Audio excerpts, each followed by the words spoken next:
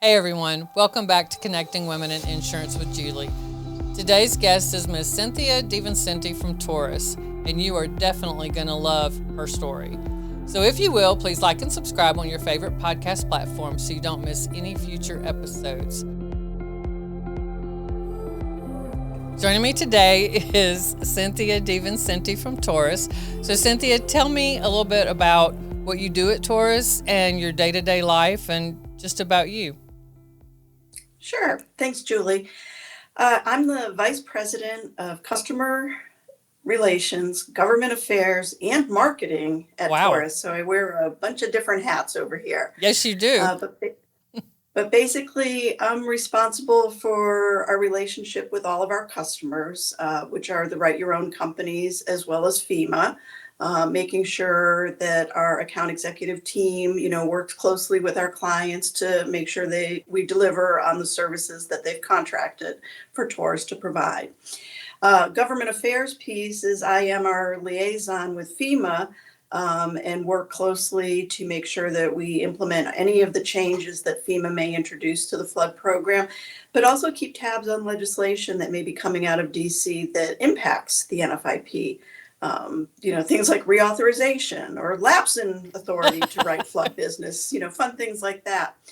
Marketing is kind of a newer ad that I got a couple of years ago, I guess, when we were acquired by the Taurus Group, just to make sure that we have, active social media accounts going.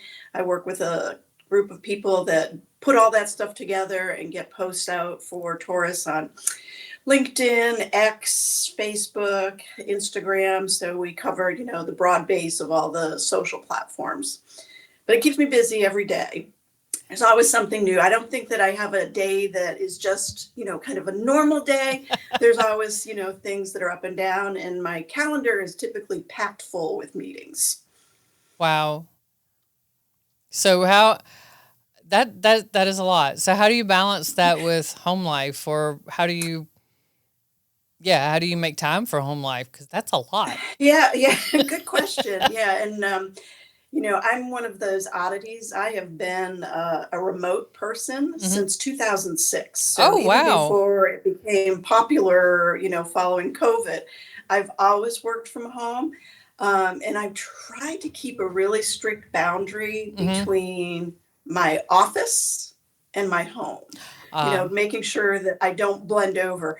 I see a lot of people, I'm down in my kitchen, on a conference call, or I'm in the dining room working off the dining room table. And it's like that just would not work for me. That would make me crazy. I have to have my office, and that's what I have behind me. This is my little office that, I work in every day. And I try to be good about, putting the phone down and not constantly checking for emails or what's going on and things like that. But yeah, I'm married. I have two adult daughters. So, you have to balance that. One of my daughters lives up near me here in Georgia, and she has three boys. So three grandsons that keep me busy. And having only raised girls, Boys are different. are completely different. Boys are very different. Yes, so as I have learned, she has a set of twins who are 10 years old and then a 7-year-old. Oh, fun. And they are active, very active boys. Very active. Yes. But that's a good thing.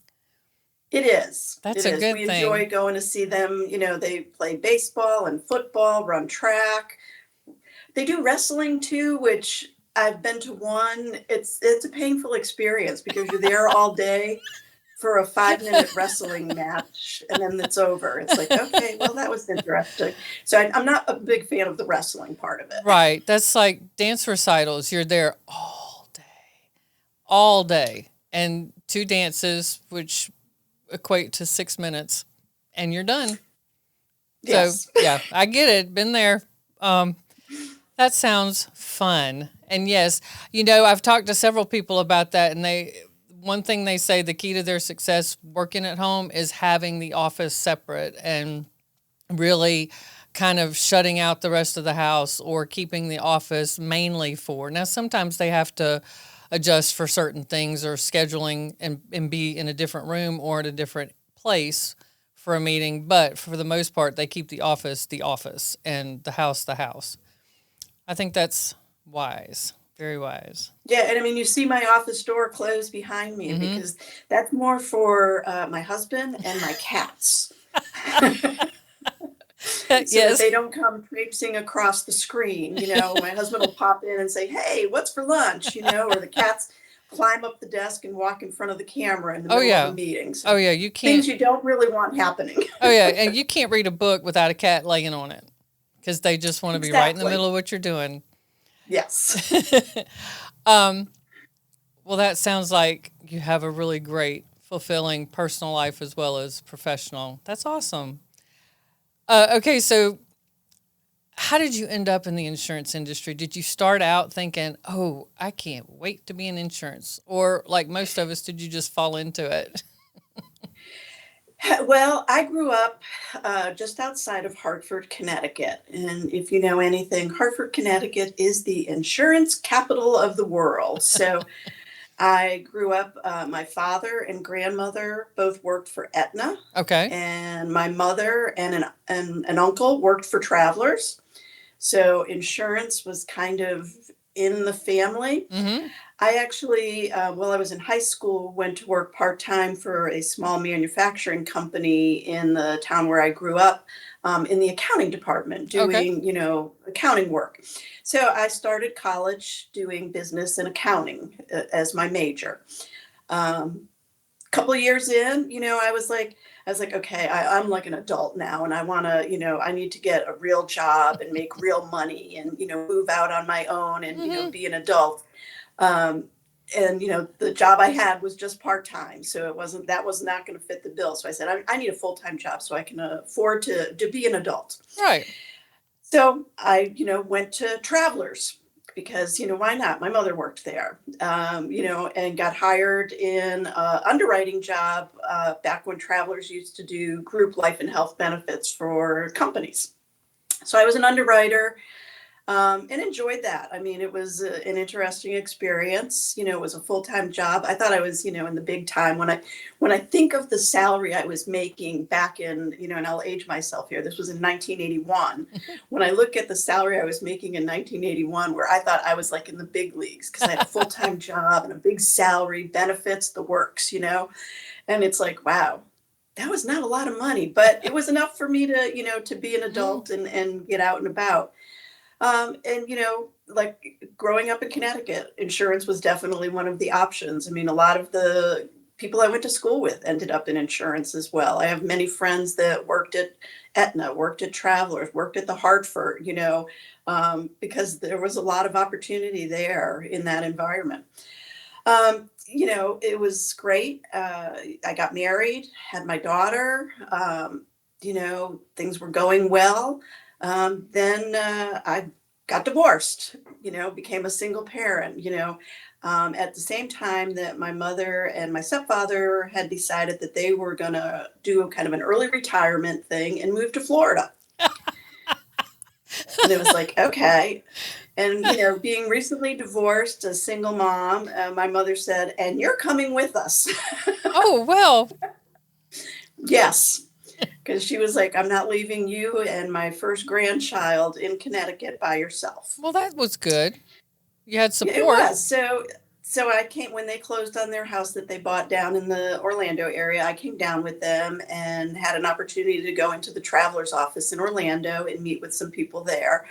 And they said, wow, we really like your background and experience, and we've got this job we think you'd be really good for, but we're not ready to move into it yet, but we want to bring you on and take do some work here until we're ready to really open this position up. And I said, okay. So I started as an underwriter, but moving from group life and health to commercial auto, Oh, definitely a much different type of insurance. very different. But I did that for, I guess, 6 months after I moved. And this was in 1987 when I moved down to Florida. And so then they said, okay, we're really looking to ramp up this other line of business that we've started in. And, you have great experience working with the field organization of Travelers and working with, brokers and agents. We'd like you to run our flood program. And I was like, flood, you know? They're like, yeah. And it's like, I'm like, travelers rights flood insurance. So, you know, I was like, I had no clue. So that was early in 1988 that I got involved in the flood program, and here we are in 2026, and I'm still in flood. So I'm truly a flood nerd. I mean, it's just been my life. So ran the flood business. When I started, we had just about 10,000 policies. And when I left Travelers to come over to one of the vendor operations, we had, I want to say, 270,000 policies. So Wow. to have been part of growing that from this little niche that Travelers was looking to grow to expand to that size, and you know, writing policies in all states, Puerto Rico, the Virgin Islands, you know, you know, and I traveled a lot, which was tough when you have a small child. Yes. Thankfully, I found my second husband, you know, when I moved to Florida, and he and I actually have been married now for 36 years, 37 years. Congratulations. Yeah. But we, you know, we came as a set. He had a daughter, I had a daughter, so we raised two girls together. That's awesome. Yeah. And you know, when I left Travelers late in 2008, it wasn't because of anything, you know, that I didn't like about Travelers. It's just a new opportunity was offered to me to kind of move to the other side of the equation in flood, and being on the vendor side that supports the various write your owns that are in the business. So I've, you know, once I moved over there, I've done a little bit of everything. I've done the client relations stuff. I ran the operations side of the business, you know, dealing with customer service, underwriting, and claims. So I've tried to experience as much as I could about the flood ecosystem as possible. I don't know if anyone will ever learn it all. There's so much to flood to me. Yeah, I Like, will say, you know, the funny thing was, is a business and accounting. mhm. I am not an accountant. I have clearly determined that as my career has gone on. I don't know why I thought I would like accounting, other than that I was working for that small company in the accounting world. But yeah, that's probably the one piece that I am the weakest at, is anything having to do with the accounting and financials.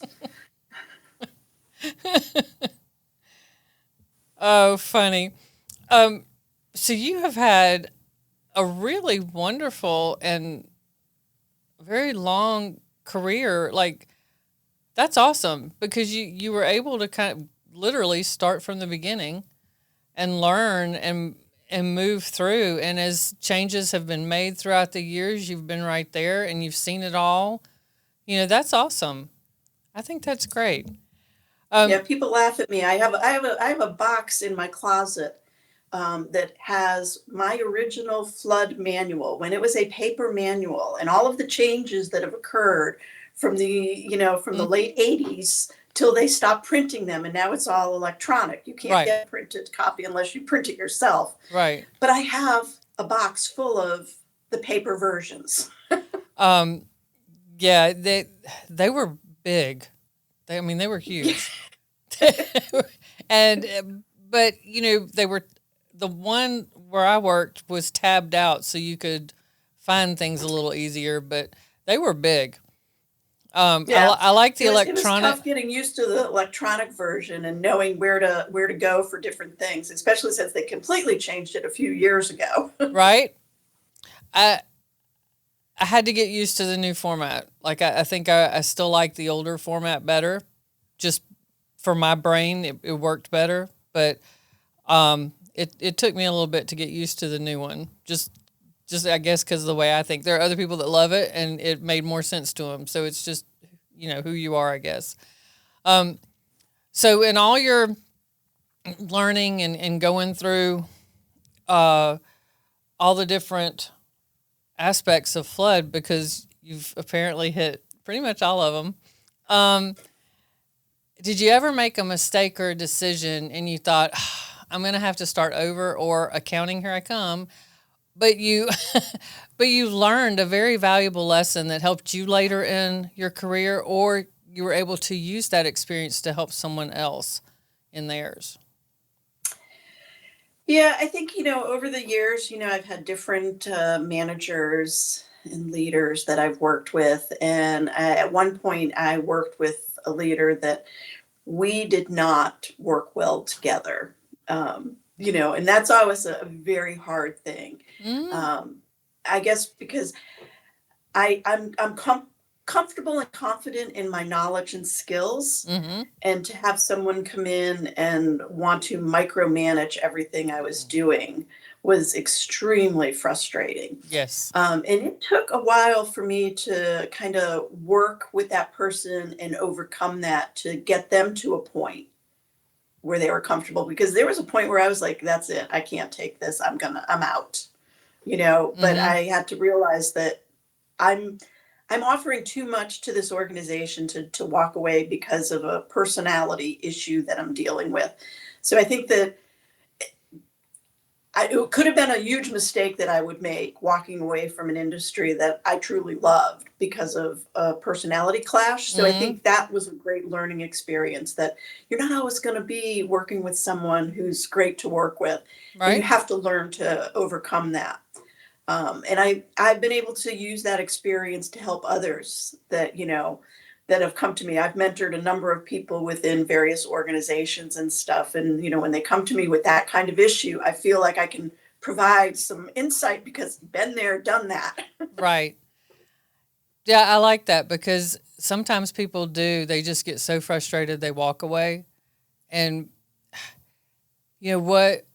And sometimes you need to. Like if it's a really bad abusive thing, then yes. But if Right. it's just a personality clash, I remember this story that I forget where I heard it from. I think it was in church, but there was a man who bought a piece of property, and he was told there was a large vein of gold in the ground. And for years he dug, and he dug, and he dug, and he dug on this property. And he finally, after years, he just gave up and sold the property. And the new owner came in and, like, within a day or so, found it. He was 3 feet away from it. And, you think about that.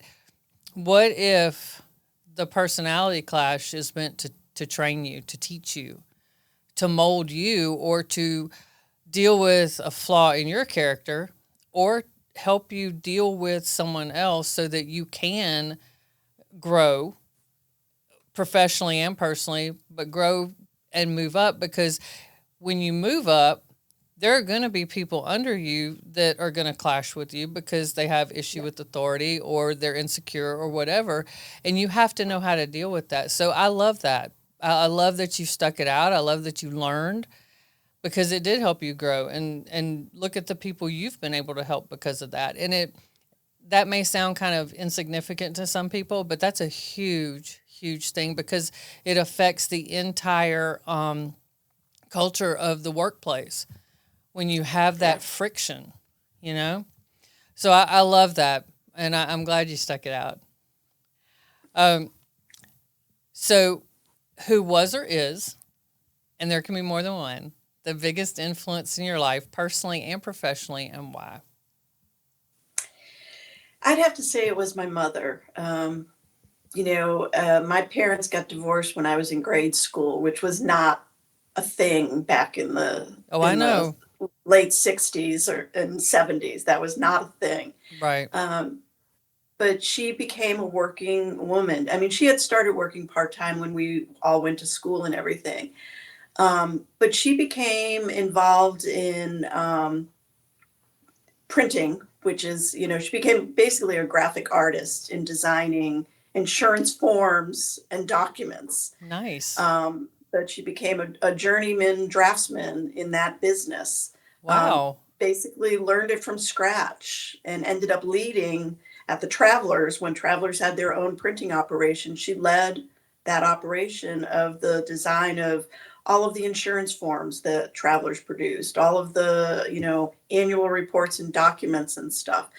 And she showed me that, and she had a high school diploma. That's all she ever did was go to high school. And here she is, she's supporting a family of 3 kids as a single mom, showing me that hard work is everything. Now, her mother also worked most of her life as well. My grandmother, who, was quite the little powerhouse. Growing up, it was like, as soon as you got taller than Ma, you had it made, because she was only 4'10". So, at my grandparents' house, on the pantry door was the mark of everybody's height through the years, and here's poor Ma. She never got over this, but as soon as you got taller than her, you had it made. And, and not that I'm much taller than she was, because I only made it to 5'1", but I was still taller than her. But she had worked most of her life, and my grandfather worked. So between my mother and my grandmother, I think they showed me that as women, we have as much right to be in the workplace and to provide for our families as the men do. And, my husband sometimes says I'm just too dang independent, and I probably am, but I think I was raised by independent women. Mm-hmm. So that probably leads into how I behave, today. When my husband and I met, he loved that I was independent and self-sufficient. Sometimes that bites him in the butt. It seems that it's like, dang, it's too independent sometimes. And it's like, well, you knew that when you met me. So, but yeah, I would say it was between my mother and my grandmother, and just showing that women can be strong, women can support their families and be the leader in a household. That's really neat that she did that. I mean, because I'm impressed. I'm just really impressed. Yeah, my mom's single mom, and she taught school, and so yeah, you watch your parents, and you learn either what to do or not to do. But that's pretty impressive. If you don't mind me asking, is your mom still with you? Grandparents? They are not. Unfortunately, my mom passed away when she was just 58 years old, Oh, I'm so which sorry. was extremely difficult. It was a very sudden thing. She had an aneurysm that burst in her Oh brain. no. So it was like something that we had, no clue there was anything going on. And, it was heartbreaking, because she, not just being my mom, but she was one of my best friends. Mm-hmm. I mean, as an adult.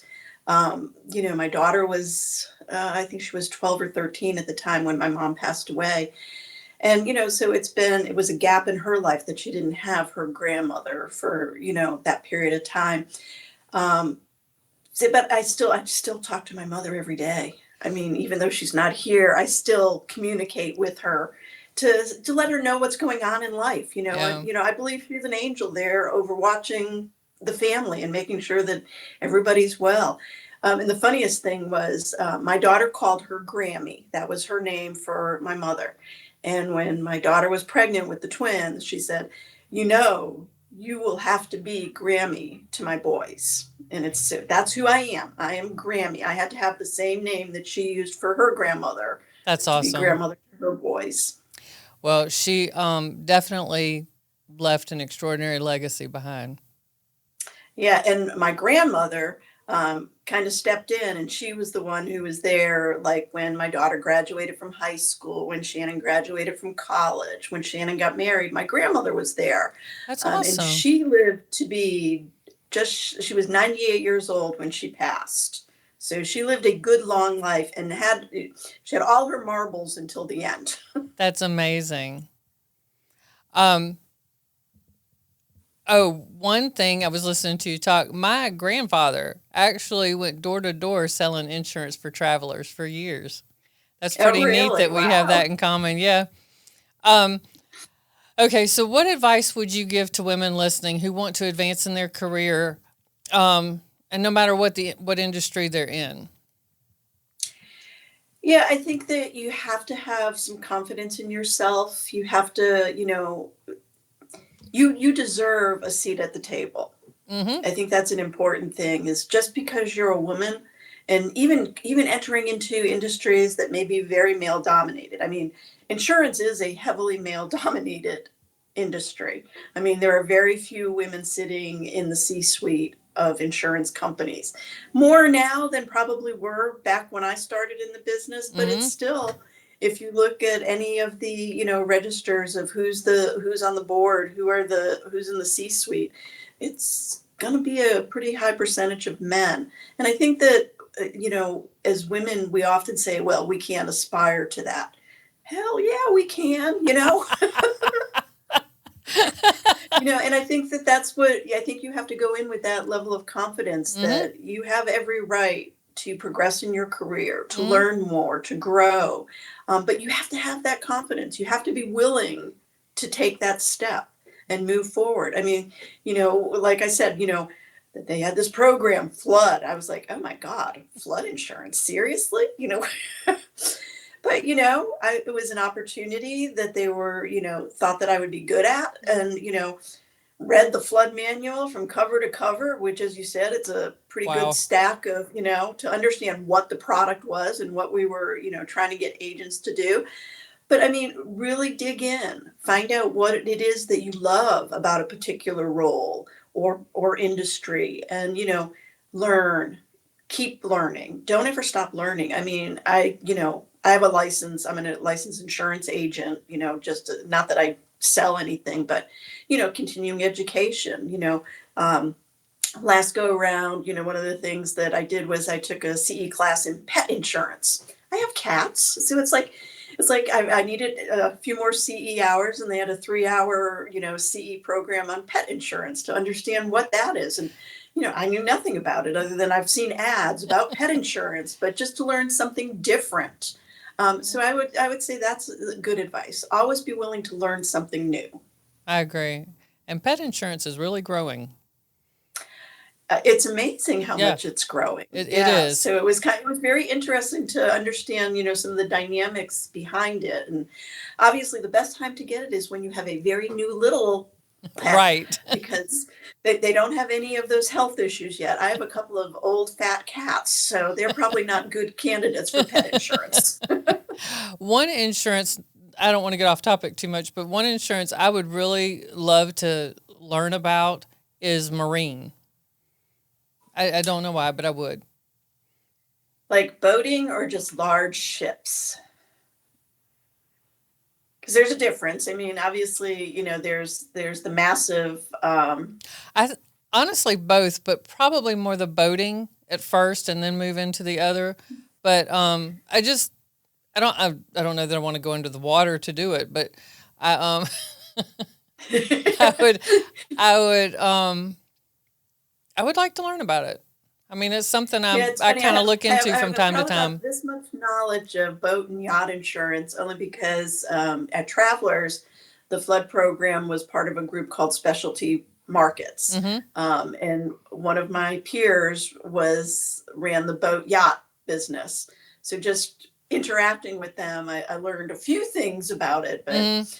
not enough to become a specialist for sure. But again, it was an opportunity to learn about something different. Right. I think it's pretty interesting. Um, okay, so we're going to do some fun questions. So it's just Ooh, whatever, okay. um, whatever you want to say. All right. So, what's your favorite hobby or pastime? I'm an avid reader. Hmm. I read everything. I read novels, romance, spy, thrillers. Not so much the horror genre. That just, that Yeah, kind of freaks me out. I probably have nightmares. I can't watch horror movies either. me So, either. um, but I always have a book going, at least one book going. Sometimes I have two, depending on what's going on.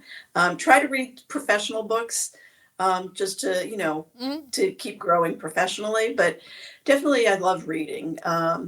Second probably is football. We're a big football household here, and we're in our drudge time where there's no football going on, and it's like, oh God, what are we going to do on Saturday and Sunday?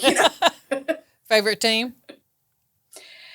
Well, I'm married to a guy from New Orleans, so we root for the New Orleans Saints here. Of course, I'm from New England and used to be a Patriots fan, but was not a fan of Bill Belichick, so kind of walked away from them. So I'm a transplanted New Orleans Saints fan. How's that? That's who we root for in this house. College, growing up in Connecticut, UConn was a good basketball school, not so good for football, but My husband is an Ole Miss Rebel, so we were definitely Ole Miss Rebels here now. Okay. What is your biggest pet peeve? Biggest pet peeve. Probably people that are late. I have a thing about people that, say, "Oh, well, I'll see you there at 2 o'clock," and show up at 2:20, and it's like, okay, it's just, if you tell me you're going to be somewhere at a certain time, you should be there at a certain time. So yeah, people that are chronically late is probably a pet peeve of mine. I agree. Several people have said that, and I have said that, before my divorce, I was 15 minutes early everywhere at least. And for a while, I really struggled getting anywhere on time afterwards. And it wasn't anything like negative about him or whatever. I think I finally realized maybe he was right. I didn't have to be so uptight about being places on time, but I just kind of relaxed, and now I get places on time. This morning it was a close call, but I'm back to myself. So yeah, I agree. I think you should show up on time when you say you are. Okay, if you were a kitchen appliance or an office supply, what would it be and why? Oh, I think I would be a food processor if I was a kitchen appliance, And because I why? like I like something that mixes everything up and gets it ready to go. I love that. I love that. Okay, if you could master any skill, what would it be and why? Probably being a really good cook, almost chef quality. I mean, I'm a competent cook in the kitchen, Mm-hmm. but I'm not going to get any Michelin stars or anything.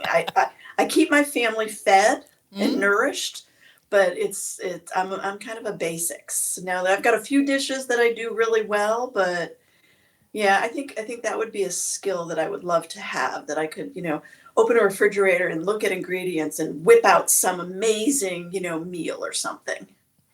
That's a good one. That's a good one. Okay. What is one thing on your bucket list that you haven't done? Um, I would say go to the islands in the South Pacific, Nice. just like Fiji and other islands out there. That, I mean, I've seen so many, films and stuff that take place there, and how beautiful the water and the landscape is, and the moderate temperatures throughout the Oh year, and yeah. it's like, god, that would be so nice. Wouldn't it though? But would you come back? That's the question. Yeah, that might be, yeah, It might be working difficult. remote, not sure how that would work from Fiji. Okay. One more. Um, what is the best compliment you ever received? Gosh. I remember years ago, I was at a flood conference, and somebody told me that they were like, "Oh my God, I love it when you smile. You have got the cutest dimples ever." And I was just, and to me, it's like they've just always been there, and nobody really talks about it. But that was just so funny that somebody was like, "Your eyes light up, and you've got the cutest dimples." So it's like, okay, and it's like, oh yeah, I do have dimples. You do have a great As do smile. you, Julie. I Yeah, I see do. dimples in your smile. People comment on them all the time. Um, okay, so where do you see where do you see the next leg of your journey taking you? Well, as you've heard, I started my career journey back in 1981, so I have been in the industry for a lot of time. So I guess I kind of view myself on my downward Mm-hmm. leg of my journey, that really helping to create succession plans for ultimately retiring. And not that I think I'm gonna ever fully retire. I just can't imagine Mm-hmm. not doing something. But obviously, I look forward to stepping back and letting others lead the charge, and just, maybe do some consulting work, or, something not quite as full time. Right. That would be great. But not this year, not next year, No. not the year after that, but it's not that far off. Well, and when you retire or semi-retire, you could start a book club. There you have it. Yeah, I was in a book club, but I think that we drank more wine than talked about the books. Well, at least you had fun. Yeah. Oh, I love it. So before we go, is there any last piece of advice or any one specific takeaway you would want for our listeners to have? Be willing to take a chance. You never know what opportunity is going to be the one that leads you to something you love. So be willing to take a chance on something. When an opportunity comes your way, and you're like, I don't know. Just take a chance, because it could lead you to what you love in life. I love that. I agree. Cynthia, thank you so much for joining me on the podcast. I really appreciate you taking the time out of your busy schedule to do this with me. Thanks for having me, Julie.